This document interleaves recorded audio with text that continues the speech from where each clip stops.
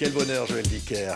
Et on sait que le bonheur, il est partagé par les millions de lecteurs qui attendent toujours avec impatience le nouveau roman. Voici le 8e roman de Joël Dicker. Et combien, on va dire, 12 millions de livres vendus. Et voici la très catastrophique visite du zoo chez Rosier et Wolf, l'éditeur. Joël, rencontrer cette fois un public familial, un public qui va de 4 ans à 102 ans, c'est ça Ou à 120 peut-être. Bonjour Patrick, absolument. Merci de votre accueil. C'est un livre particulier pour moi. C'est un livre qui, en même temps, ceux qui ont lu les précédents vont retrouver une enquête, une envie de tourner les pages, de savoir, et en même temps, cette fois, pas de meurtre. Ouais. Personne n'est tué dans ce livre, mais il y a une enquête. Ouais. Une enfant va mener l'enquête sur les inondations de son école, et ça va aller de catastrophe en catastrophe. Oui, jusqu'à l'enchaînement de catastrophes. Des catastrophes qui enchaînent les catastrophes. Et alors, c'est une petite fille qui incarne comme ça, que l'on suit, hein, et qui, à un moment donné, bon, ça commence, on dit, elle est plus âgée, puis elle se dit, j'ai été enfant, Oui. et voilà, je vais vous raconter ce que j'ai vu. Et oui, ça commence avec une adulte qui va retourner en arrière, un flashback les flashbacks me sont chers, et elle va retourner dans cette enfance, et elle va raconter ce qui s'est passé et comment une succession d'événements a mené à cette très catastrophique visite du zoo. Oui, et on se dit, tiens, c'est chouette, parce que là, quelque part, il y a l'idée, on revient en enfance. On reste un enfant au fond. C'est ça que dit aussi ce livre. On est construit sur un enfant. C'est jungien même, hein. On est le puer aeternus, l'enfant éternel en nous qui vit toujours et qui nous raconte quelque chose. Et c'était l'envie de ce roman, c'était aussi de se rappeler qu'on est capable de s'émerveiller, on est capable d'interroger, on est capable aussi, comme font ces enfants, de se questionner. Ouais. Et puis, il y a de la poésie. Tiens, je veux une citation du livre. « Les gens sont des étoiles, c'est en les regardant attentivement qu'on se rend compte à quel point ils brillent. » Parce que c'est vrai qu'il y a plein de personnages dans ce livre qui brillent comme des étoiles.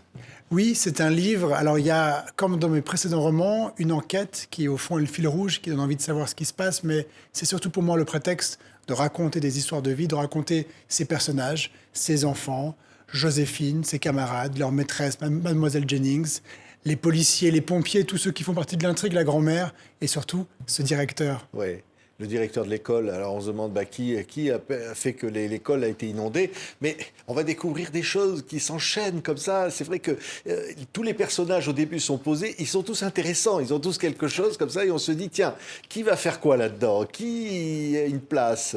Mais merci, oui, mais c'est parce que le roman, c'est une rencontre de personnages, surtout. Je crois que l'intrigue, évidemment, est importante. Le lieu, même s'il n'est pas défini ici, mais être dans un lieu où on se sent bien, quelque chose de très important pour moi. Mais surtout, c'est une rencontre.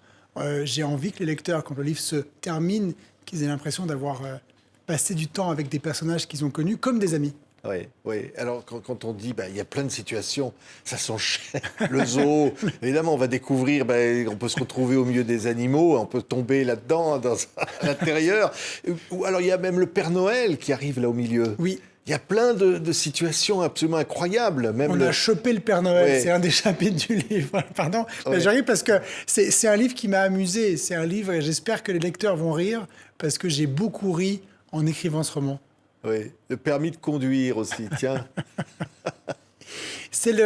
Vous savez, j'ai essayé de faire un livre. Je trouve que les temps sont moroses. Moi, je ne sais pas vous, mais je trouve que les temps sont moroses, ne sont pas simples. Et j'étais déjà convaincu que le livre doit être un divertissement. Et là, j'ai eu le sentiment que le livre devait être un divertissement amusant. J'ai eu envie que le lecteur ait du plaisir et que le lecteur rit. Et j'espère que mes lecteurs riront. Alors, on se retrouve à l'hôpital, on se retrouve tout ça. Bon.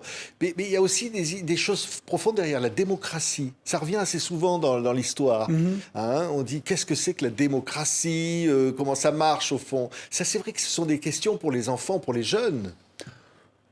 Pour les moins jeunes aussi, je crois que c'était l'occasion pour moi d'utiliser justement la voix de cet enfant et me rendant compte que ça permettait de parler de sujets parfois plus graves de façon pas dogmatique, pas jugeante, de rappeler des principes importants dans le monde dans lequel on vit, notamment dans les démocraties, d'aller voter.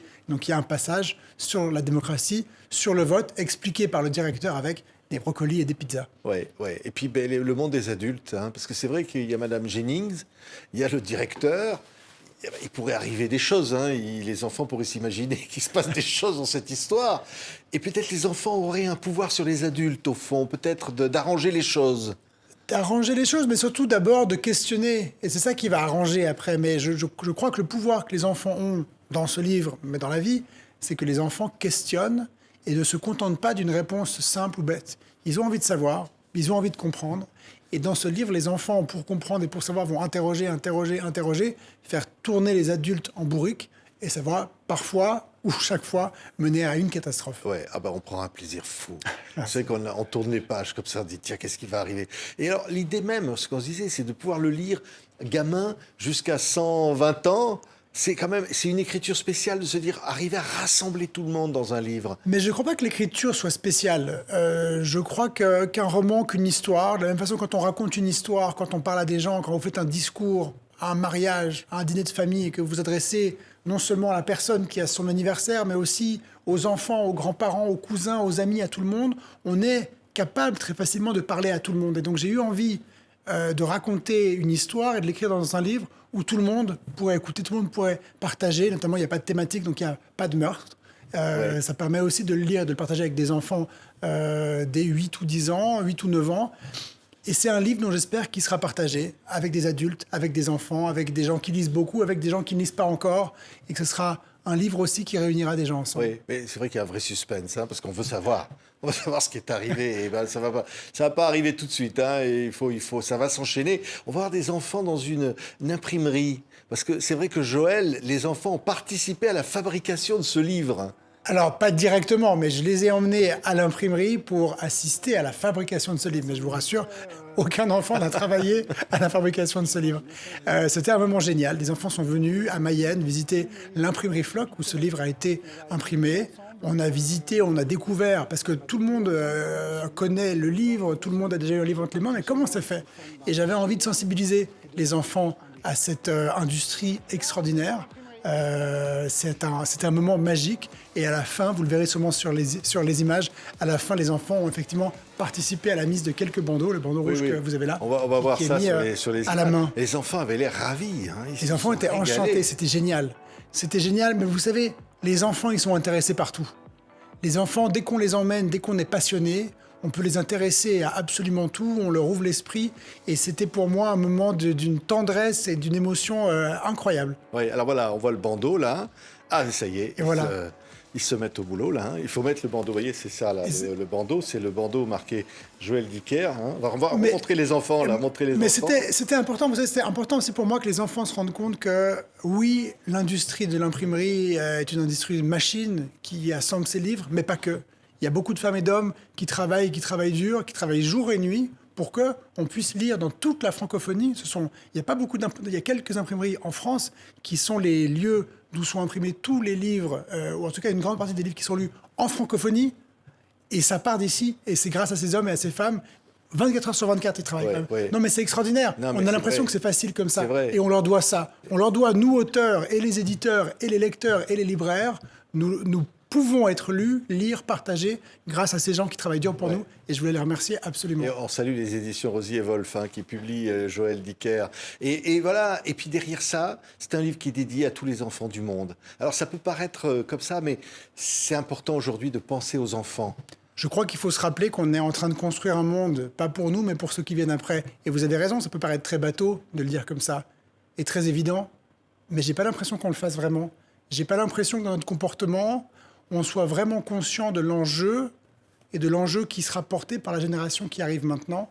Et je pense notamment à l'importance de lire, à l'importance de réfréner au maximum l'utilisation des écrans qui sont omniprésents partout. Il y a un monde digital qui est merveilleux, qui est intéressant, riche, nécessaire.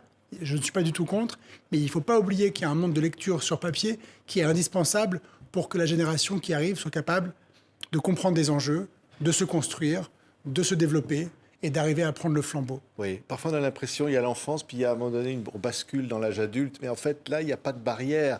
Cette Joséphine, là, il n'y a pas de barrière, au fond. On aurait tous envie de retourner au zoo, à la fête de fin d'année de l'école, on aurait tous envie de revivre des moments comme ça. Mais vous avez raison, qu'est-ce qui nous empêche? Qu'est-ce qui nous empêche d'être fidèles à l'enfant qu'on a été et de s'émerveiller devant un moment, des amis, une glace, quelque chose de simple et de sympathique, quelque chose qui fait que ce moment-là a été plein entier et nous a rendus heureux, sans se préoccuper du reste du monde, ou d'Instagram, ou des likes et de la validation par l'autre. Être heureux avec les gens qui sont là, avec nous, aimer, être aimé. Ça, c'est les valeurs de l'enfance.